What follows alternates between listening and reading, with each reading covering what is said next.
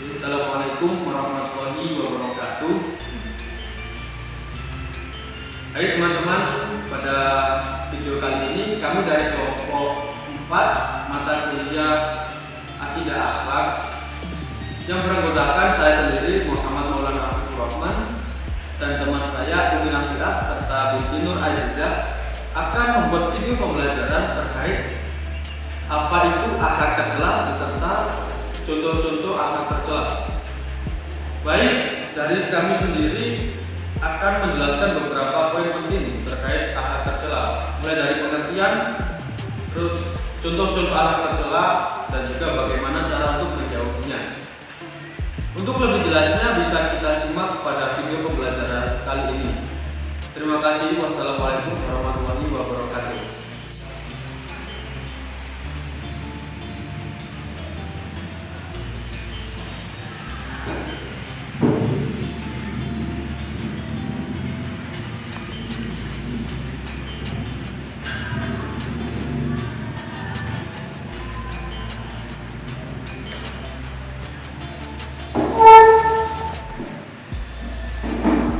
Assalamualaikum warahmatullahi wabarakatuh. Waalaikumsalam warahmatullahi wabarakatuh. Selamat pagi anak-anak. Gimana kabarnya hari ini? Baik, Pak. Alhamdulillah. Wajahnya kok pada bahagia semua ini. Apa gara-gara Bapak sudah masuk kelas nih? Gak apa-apa, emang Bapak sudah bikin bahagia anak-anak. Baik, sebelum kita mulai mata pelajaran pada pagi hari ini, marilah kita berdoa terlebih dahulu agar kita mendapatkan manfaat untuk kedepannya nanti. Berdoa mulai.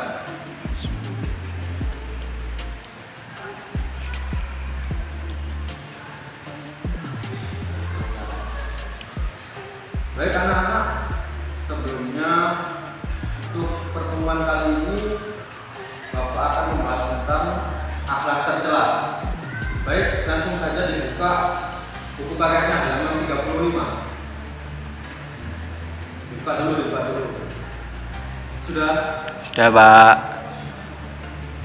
Sekarang anak-anak dibaca sebentar ya untuk bab akhlak tercela ini. Nanti Bapak tanya satu persatu. Bapak kasih waktu 15 menit saja.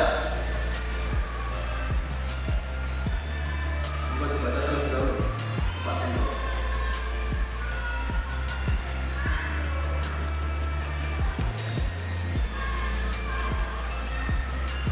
Baik, karena waktu sudah berjalan 15 menit, sekarang Bapak akan tanya satu persatu. Itu banyak? Ayo, banyak kok sendiri sudah selesai bacanya. Terus apa sih akhlak tercela itu? Gak tahu, Pak. Lo kok gak tahu? Ya sudah, sekarang masnya yang di belakang. Apa akhlak tercela itu? Akhlak-akhlak yang tidak baik, Pak. Perbuatan-perbuatan yang tidak terpuji. Nah, bagus. Itu Mbak, contoh masnya. Sama yang suka sibuk sendiri main sendiri. Besok jangan ulangi ya. Iya, Pak. Baik, sekarang Bapak akan sedikit jelaskan apa sih akhlak tercela itu. Jadi akhlak tercela adalah akhlak-akhlak atau perilaku yang harus dihindari oleh manusia. Jadi kita harus menghindari akhlak tersebut dikarenakan banyak sekali madorot atau kerugian yang kita dapat saat menjalankan atau kita melakukan akhlak tersebut. Misalnya kita menjadi seseorang yang buruk. Kan ada beberapa contoh akhlak seperti sombong.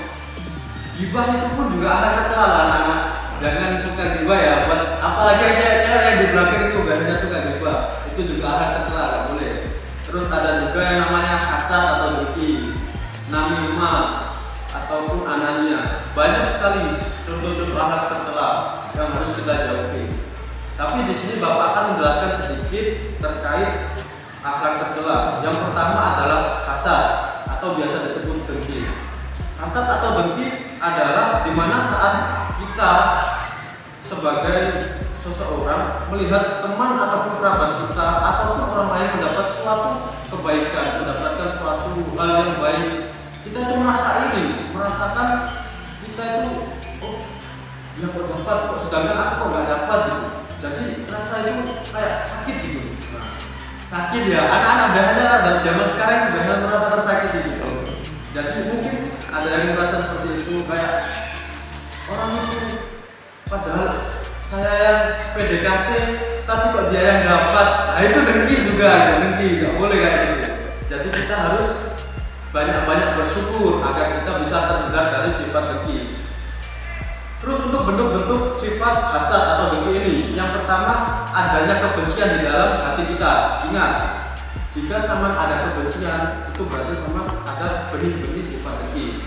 Terus perasaan takabur atau sombong. Jadi saat ada seseorang yang mendapatkan kebaikan atau mereka mencapai sesuatu, mereka itu bisa berhasil, nah itu sama merasa sombong gitu. Jadi Allah gitu aja kok aku bisa lebih bagus, nah itu sifat dengki juga. Terus selalu ingin menonjol, ingin terlihat baik di depan orang lain, seperti itu. Lalu dapat timbul dari jiwa-jiwa orang yang buruk, jiwa-jiwa orang yang kurang bersyukur, kufur nikmat. Jadi hal tersebut dapat menimbulkan sifat hasad atau dengki. Terus gimana sih Pak cara untuk mengatasi sifat dengki ini? Nah, jadi untuk mengatasi sifat dengki itu bagaimana? Yang pertama, kita harus pandai-pandai dalam bersyukur. Yang kedua, kita harus tetap berprasangka baik kepada teman-teman, orang lain ataupun semuanya. Terus lagi kita juga harus senantiasa tetap rendah hati. Jangan rendah diri, bedakan antara rendah hati dan rendah diri. Kalau rendah hati, kita itu merasa bahwa kita itu gimana ya?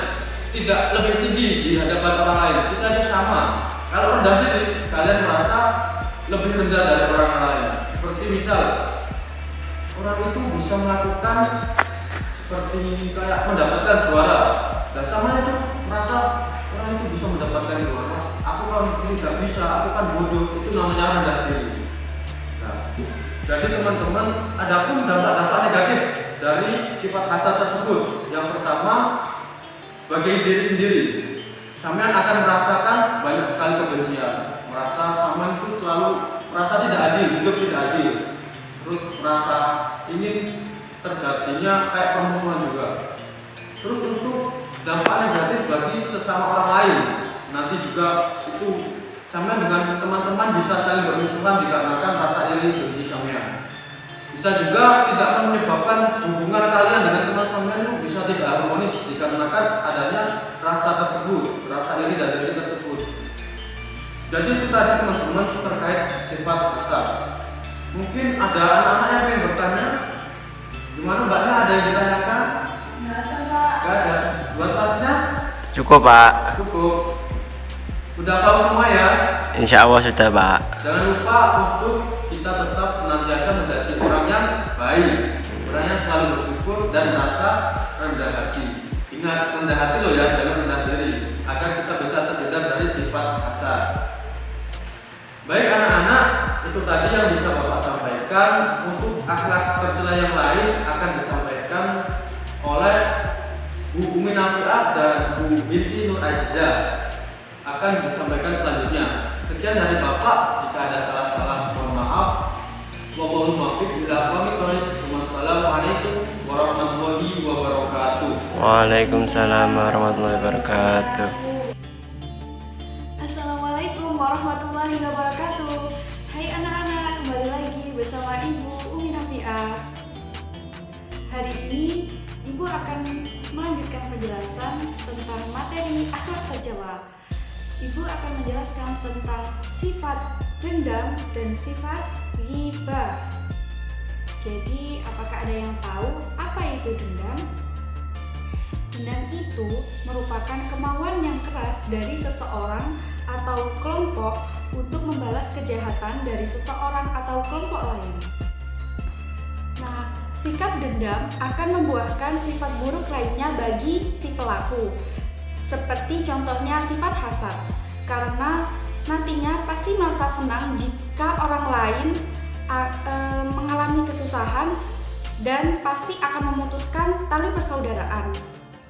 Kebalikan dari sikap dendam adalah al-afu, yang berarti mudah memberi maaf kepada orang lain yang berbuat kesalahan tanpa didasari oleh rasa benci di hati, apalagi merencanakan pembalasan terhadap orang yang melakukan kesalahan meskipun ia sanggup melakukan pembalasan itu.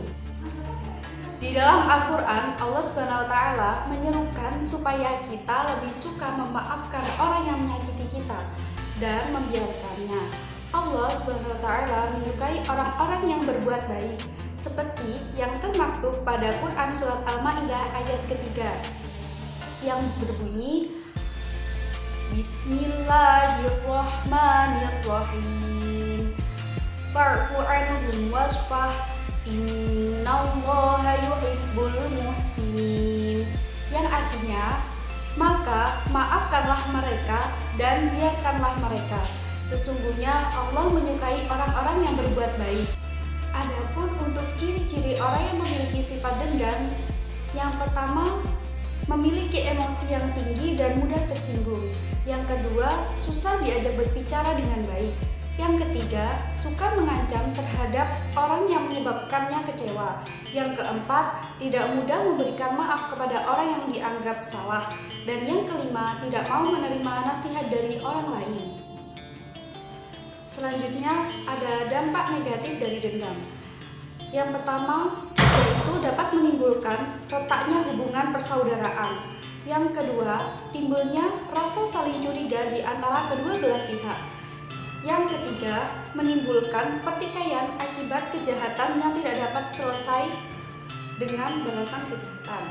Dan yang keempat, semakin menambah rumitnya masalah sehingga dapat menimbulkan masalah yang baru lagi. Nah, untuk yang selanjutnya yaitu upaya untuk menghindari sifat dendam. Untuk upayanya ada 4. Yang pertama, berusaha untuk selalu memiliki sikap sabar dan berjiwa besar dalam menghadapi masalah. Yang kedua, tidak membalas suatu kejahatan dengan kejahatan yang lain. Yang ketiga, menyadari sepenuhnya bahwa setiap manusia berpeluang untuk berbuat kesalahan maupun kejahatan. Dan yang keempat, menyadari bahwa dirinya sendiri suatu saat mungkin akan berbuat jahat sebagaimana yang telah dilakukan oleh orang lain. Selanjutnya, akhlak tercela yang kedua yaitu sifat ghibah. Ghibah itu artinya mengumpat atau menggunjing, yaitu suatu perbuatan atau tindakan yang membicarakan aib orang lain. Di era digitalisasi ini, berbagai macam alat informasi semakin canggih. Perbuatan ghibah pun dikemas demikian rupa sehingga pengakses informasi menjadi tidak terasa kalau dia sudah terlibat dalam perbuatan ghibah. Islam melarang perbuatan ini untuk dilakukan karena kalaupun informasi itu benar, itu pasti akan menyakitkan hati orang lain. Apalagi kalau berita itu salah. Hal itu pasti akan menimbulkan fitnah. Seperti yang sudah termaktub dalam Quran Surat Al-Ahzab ayat 58. Bismillahirrahmanirrahim.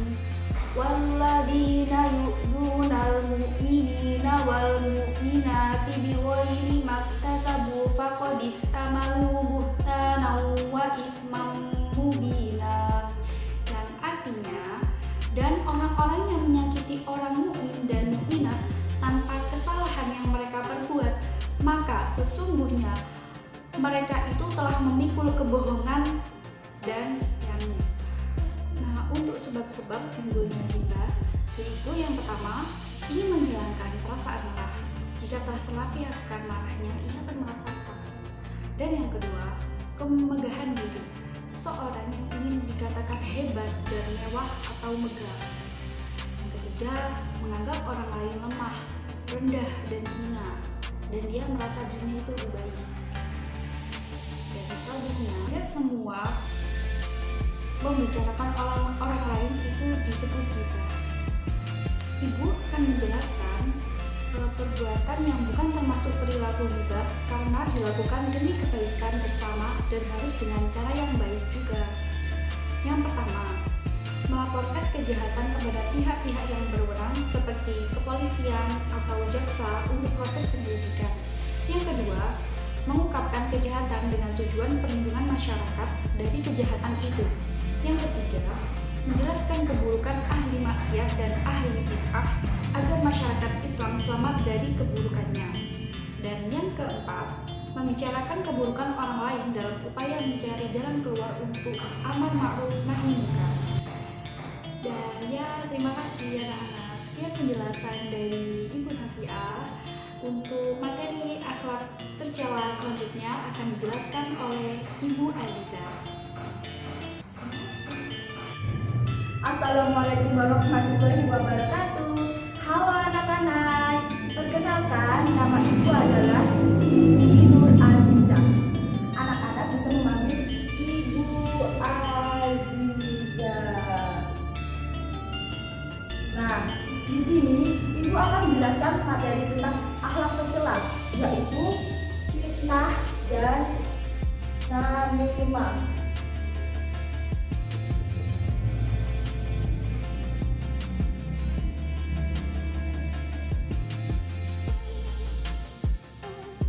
Apakah anak-anak sudah tahu apa itu fitnah dan namimah? Baiklah, ibu akan menjelaskan materi tentang fitnah dan namimah.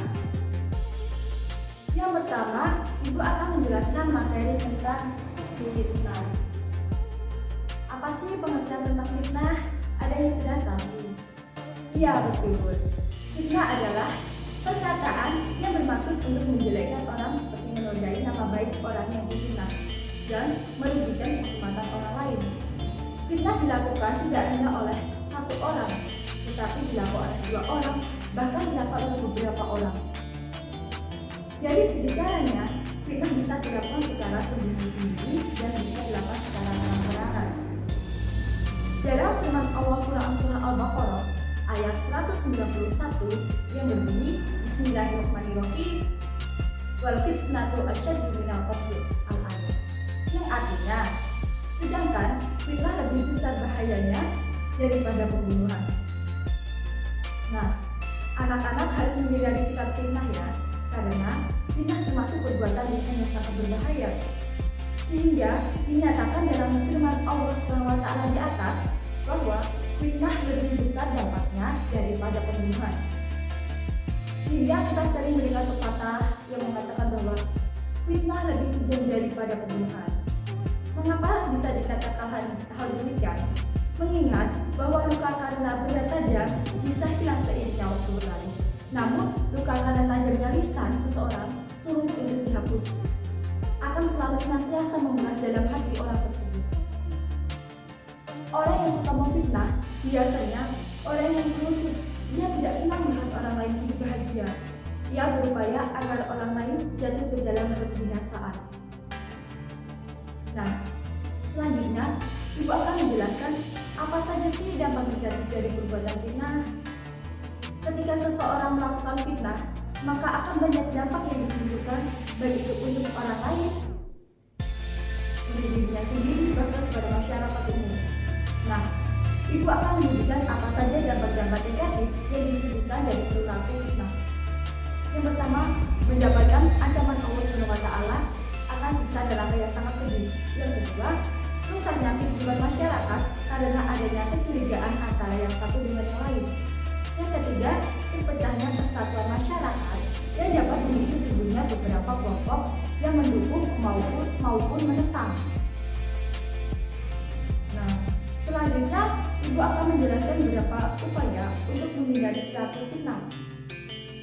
Setiap muslimin dan muslimat wajib menghindari dan meninggalkan perilaku fitnah. Karena fitnah mempunyai dampak negatif yang sangat berbahaya, baik bagi sang pemfitnah, orang yang difitnah maupun khalayak ramai.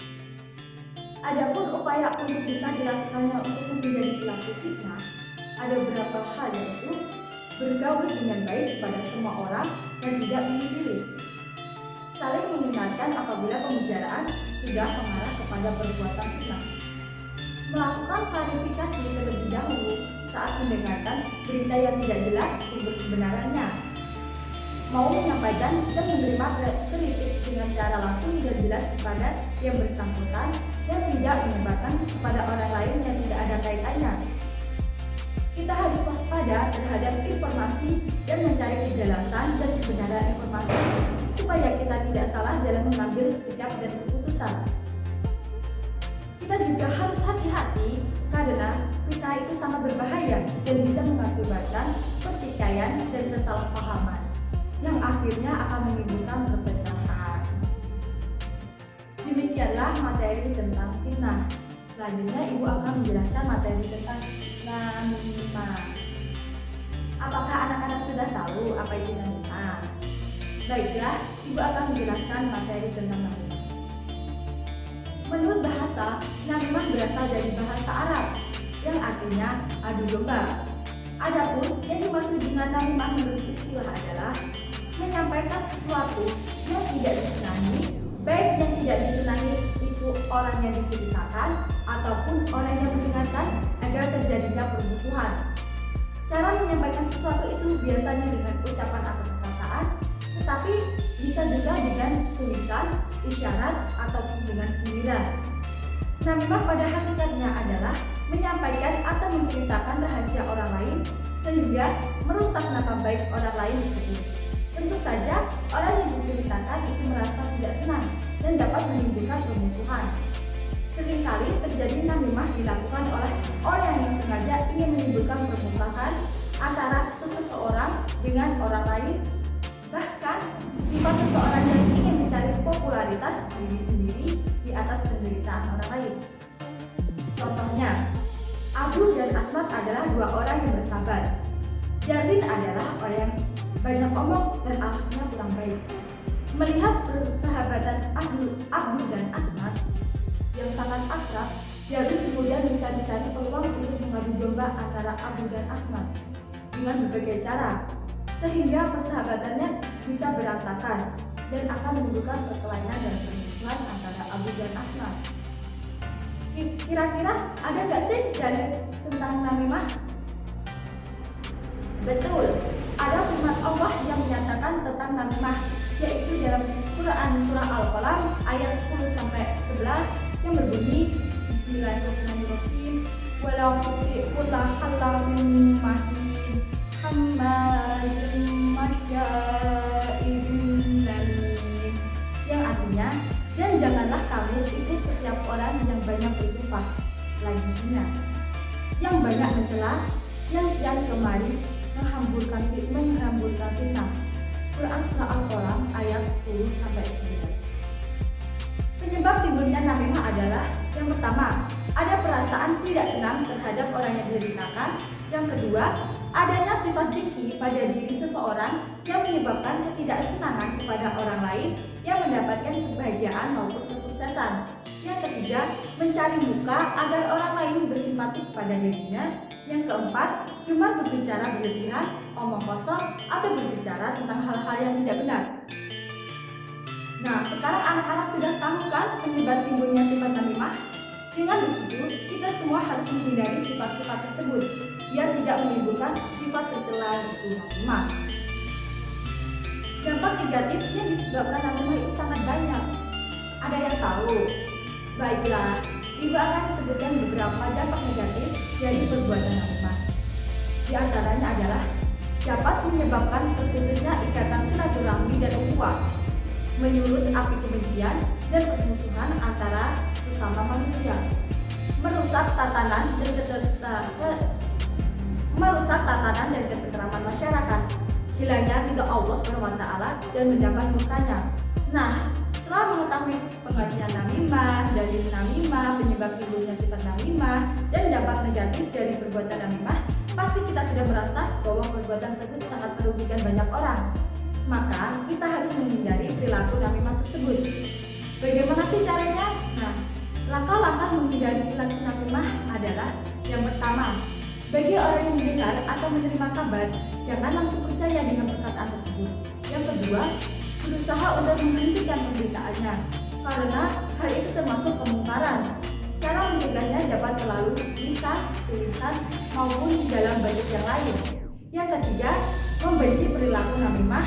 dan membencinya karena Allah SWT, bukan karena hawa nafsu. Yang keempat, apabila melihat atau mendengar sesuatu yang disampaikan orang lain itu akan menimbulkan keburukan, sebaiknya kita diamkan saja. Yang kelima, jangan melayani omongan orang yang suka berkata bohong. Yang keenam, apabila ada berita yang meragukan dari seseorang, agar diselidiki terlebih dahulu kebenarannya, agar tidak menimbulkan sifat namimah. Nah, itulah penjelasan dari beberapa sifat tercela, yaitu fitnah dan namimah. Semoga kita semua bisa menghindari perbuatan tersebut. Berhubung waktunya sudah habis, maka Ibu akan akhiri pertemuan pada hari ini. Semoga ilmunya bermanfaat dan jangan lupa dibaca-baca ulang ya, supaya materi yang telah Ibu sampaikan bisa selalu diingat. Baiklah, Ibu akhiri. Assalamualaikum warahmatullahi wabarakatuh.